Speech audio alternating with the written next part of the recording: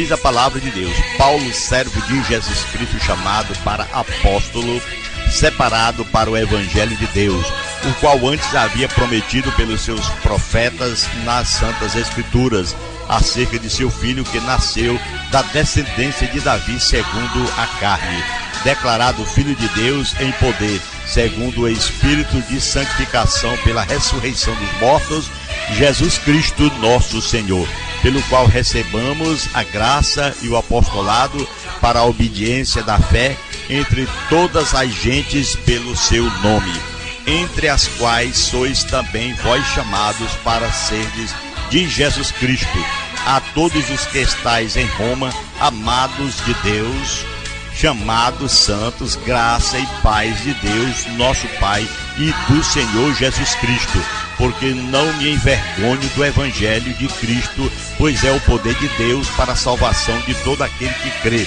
primeiro do judeu e também do grego, porque nele se descobre a justiça de Deus, de fé em fé, como está escrito, mas o justo viverá da fé. Glória a Deus. Amém.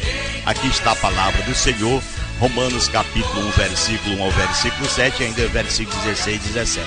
Queridos radioouvintes, a exposição magna da fé cristã, que nós temos aqui, portanto, uma meditação, porque diz que porque nele se descobre a justiça de Deus de fé em fé, como está escrito, mas o justo viverá da fé.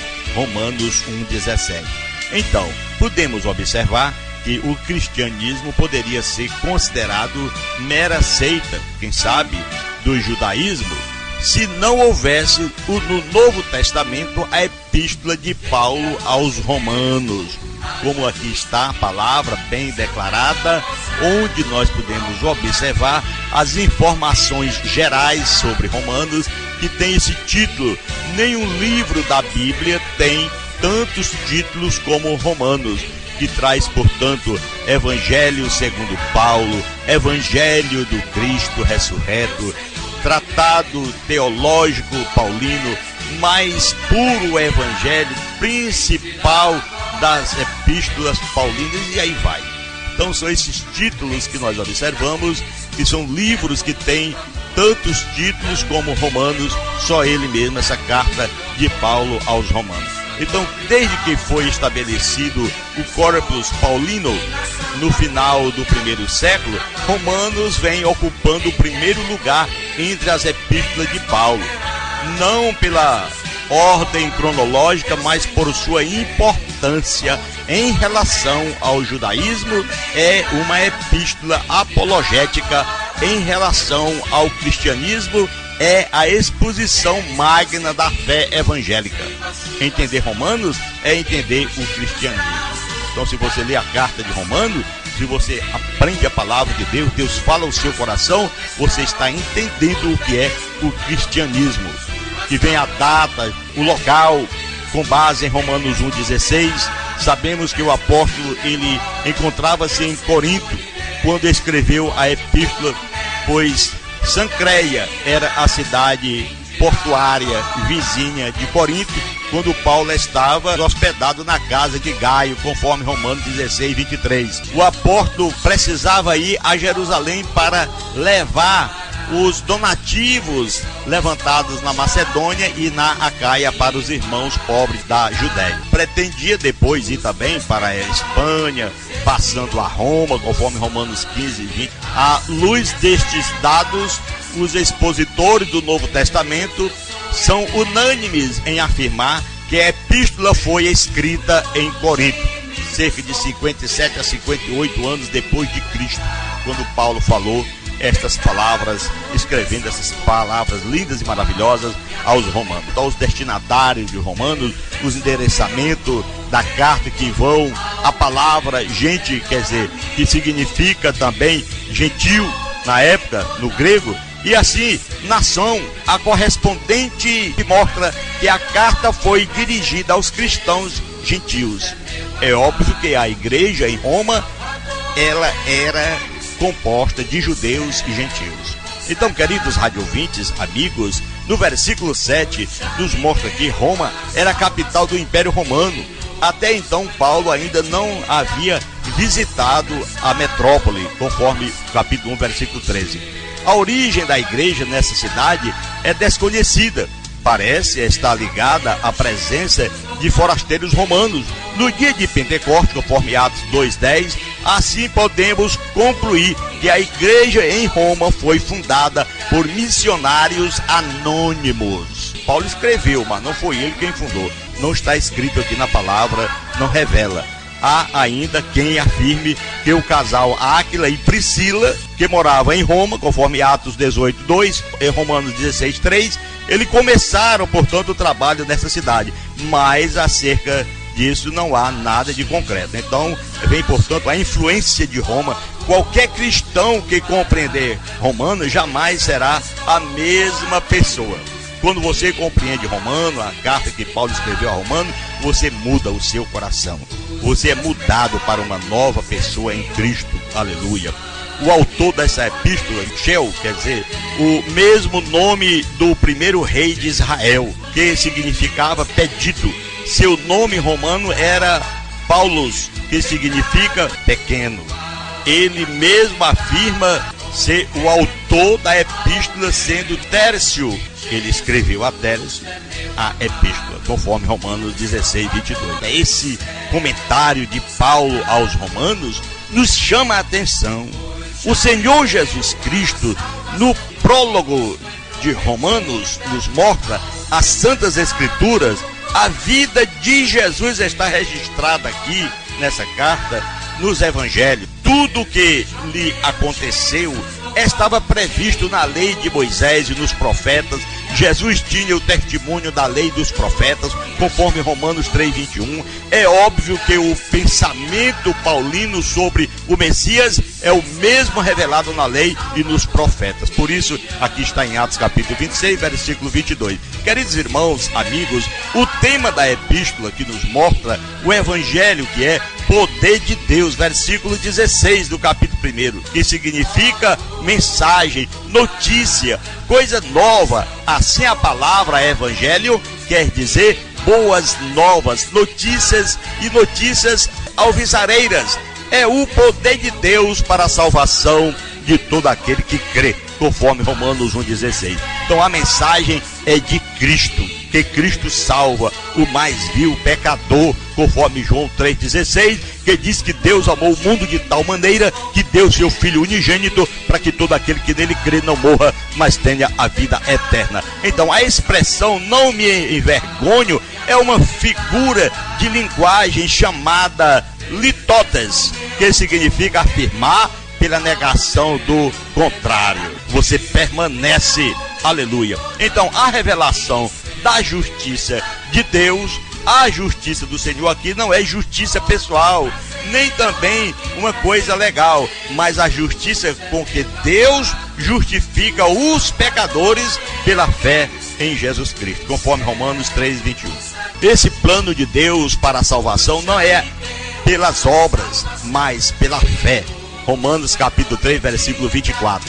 Ninguém é salvo por obras, mas por fé. Mas também tem aquela palavra que diz, o apóstolo também, o Tiago diz, mostra-me a tua fé, sem as obras que eu te mostrarei a minha fé pelas minhas obras. Ou seja, quando você aceita Cristo, você tem que mudar verdadeiramente a sua forma de viver, a sua forma de conversar, a sua forma de andar, enfim, até os amigos, porque a palavra de Deus diz que bem-aventurado é o varão que não anda segundo o conselho dos ímpios, nem se detém no caminho dos pecadores, nem se assenta na roda dos escarnecedores. Antes tem o seu prazer na lei do Senhor, e na lei do Senhor medita de dia e de noite. Assim é aquela pessoa que anda com Cristo, aquela pessoa que está fazendo a vontade do Senhor Jesus Cristo. Ela é separada do mal, ela é separada do pecado. Este plano de Deus para a salvação não é pelas obras, e sim pela fé. Então, de fé em fé significa dizer que a fé somente salva, não é a fé sem obras, ou de obras e de fé, nem tampouco de obras em obras, mas a fé pura sem obras não também vai valer. Só vai valer quando você tem uma mudança. Mostra-me a tua fé, como eu acabei de falar, e eu te mostrarei pelas minhas obras. Toda a epístola do apóstolo Paulo aos Romanos gira em torno da salvação pela fé, pois o justo viverá da fé. Está escrito 1,17. Essa expressão significa que a salvação é pela fé. Esse é o tema da epístola. Então, queridos radioouvintes, é o que nós acabamos de falar aqui. Glória a Deus. A exposição magna da fé cristã. E é isso, é você aceitar, é você viver a palavra do Senhor, o evangelho puro, o evangelho que é o poder de Deus, é a palavra que traz viva essa palavra para mudar, que traz mudança, que traz um significado positivo em nossas vidas. A justiça de Deus é a revelação fundamental do evangelho, tá bom? Através do livro de Romanos, essa carta, o cristão pode compreender melhor o que Deus fez em seu favor mediante Jesus Cristo. Quando você lê a carta, você encontra a palavra de Deus que lhe mostra o favor imerecido que você recebeu de nosso Deus, pela fé. Você colocou a sua fé em Deus, você tirou a sua fé daquele ídolo, tirou a sua fé daquela situação que você vivia antes, rezando, acendendo vela, tocando em coisas inanimadas. A sua fé era uma fé morta. Agora você colocou a sua fé em quem? Em Jesus Cristo, o nosso Salvador. Assim você deve, em primeiro lugar, ler a referida epístola, aleluia, repetidas vezes, glória a Deus, com oração e humildade. Se possível, até decorar, para resumir suas palavras do dia a dia e ainda cumprir com o que está escrito. Porque, irmão, amigo, nós vivemos em um tempo muito difícil. Deus procura entender o que o apóstolo quer dizer e você também deve também. Deus quer entender do seu coração o que você está procurando entender, o que você está procurando compreender nessas palavras do apóstolo Paulo. Deve, portanto, procurar entender o que o propósito do apóstolo quer dizer com lei, graça, fé, justiça e ainda carne, espírito e tantas outras coisas. Porque a palavra de Deus nos diz tudo isso em Romanos capítulo 8, versículo 6 está escrito que a inclinação da carne é morte, mas a inclinação do espírito é vida e paz. Então o apóstolo deixa essa exposição de fé cristã, para que a gente possa melhor compreender, entender que o Senhor Jesus, aleluia, ele veio com esse propósito de salvar o mais vil pecador, que o Senhor Jesus veio com esse propósito, que você não tem que dar nada, você não tem que pagar nada, você simplesmente confessa o nome do Senhor, como disse Romanos, ainda capítulo 10, versículo 8, em diante, até o versículo 11, dizendo, esta é a palavra da fé que pregamos, a saber se com a tua boca confessares ao Senhor Jesus Cristo, e em teu coração creres que Deus o ressuscitou dos mortos, será salvo, visto que com o coração se crê para a justiça, mas com a boca se faz confissão para a salvação. É o que está escrito, querido rádio ouvinte, no versículo 11 diz, e a palavra de Deus revela, aquele que crê em Cristo, ninguém será confundido. Todos nós que acreditamos em Cristo, que aceitamos a sua palavra, levantamos a cabeça com fé, levantamos as nossas mãos aos céus, aleluia, não olhamos para a esquerda, não olhamos para a direita, mas com olhar fixo em Jesus, somos mais que vencedores, como disse o apóstolo Paulo. Queridos rádio ouvintes, amigos, neste horário é uma bênção do Senhor. Nós aqui, você do outro lado ouvindo esta palavra, conforme o que nós acabamos de falar aqui, em rápidas palavras, trazendo, portanto, a exposição magna da fé cristã, que é realmente uma bênção do céu, porque nele se descobre a justiça de Deus, de fé em fé, como está escrito, mas o justo viverá da fé. E ainda, se o cristianismo é uma bênção, muito mais com essa carta de Paulo aos Romanos, quando a gente lê, e que nos dá a satisfação, o gozo na alma de ver que nós não temos mais de contemplar tudo isso, que nós não temos mais de pagar nada. Nós aceitamos a Cristo, fomos para uma igreja, chegando lá, o pastor diz, você tem com um mês que você está congregando, ele vem e diz logo, traga 10% para mim. Caso contrário, você não é salvo, porque a palavra de Deus diz que só são salvos os que são justificados pela fé, e você tem que ter fé em Deus em pagar o seu dízimo. Quer dizer, a pessoa não leu Bíblia, a pessoa não tem conhecimento de Bíblia, a pessoa nunca fez um curso teológico, não conhece nada, não foi revelada ainda por Deus e está aprendendo. É como uma criança que está sendo amamentada e vai dar aquele 10%. Dali em diante ele fica cego e fica o resto da vida pagando aquele 10%. Então, a Bíblia diz, o justo viverá da fé. Mas a fé em quem? Não é a fé em Malaquias, não é a fé nos profetas, a fé é no profeta de todos os profetas, a fé é em Jesus. É o que o apóstolo Paulo mostra aqui. Não é uma fé que a gente vai ter lá na arca de Noé para se salvar. Isso aí já passou. Não é guardar o sábado, como muitos estão ainda pregando, isso aí também passou. Jesus disse, meu pai trabalha até agora e eu também.